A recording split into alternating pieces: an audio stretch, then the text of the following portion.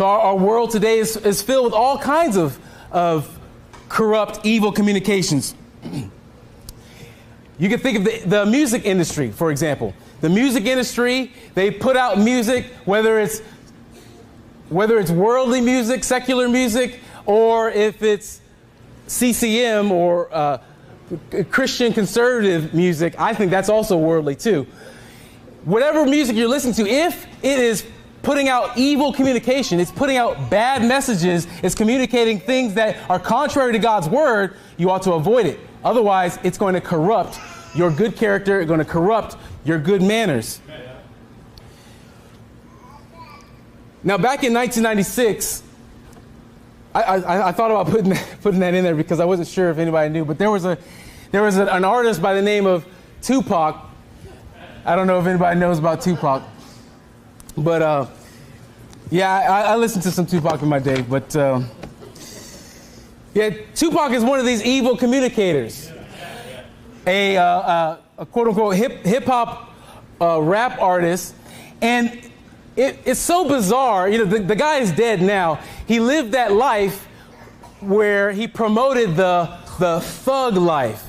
And if you don't know what the word thug means, it's basically anything that's contrary to God to please myself. And that's all being a thug is. They just do whatever they want to do, whatever they feel right, just to make some money, just to have pride, over other people, to show how good they are.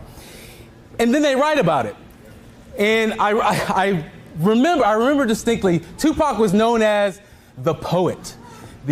Sometimes people call him the righteous poet. And he was like a fake, Christian rapper. None of his stuff was Christian. None of his stuff was about God. None of his stuff was godly.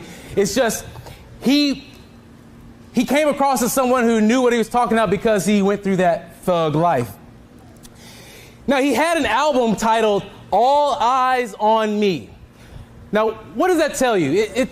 It's a couple of things, actually. One, it's I'm prideful, look at me. Watch what I do. You don't know what you're talking about, just do what I do. And again, the people called him the poet, so they hung on to every word that he said. They hung on to his next new song, his next new album. They're like, when are you going to hear that new Pac CD? When is that coming out? And they would listen to that, and that is evil communication. Now, here's the interesting thing. That album, All Eyes on Me, it had a song on there called Only God Can Judge Me. That was the name of the stupid song. Only God can judge me. So I thought about it, I was like, well, you're saying all eyes on me, but only God can judge you? I mean, people who are going to look at this guy and hear his music, they're going to start judging him. He wants everybody to look at him. He's inviting all this judgment to come on him. And this is the same album. He says, only God can judge me. Well, here's the thing.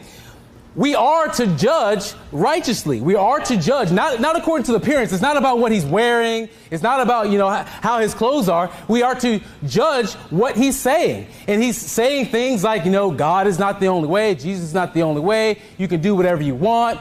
But God is, everywhere in all things. Now, I'm going to try hard not to quote some verses from these songs because they're filled with just filthy language.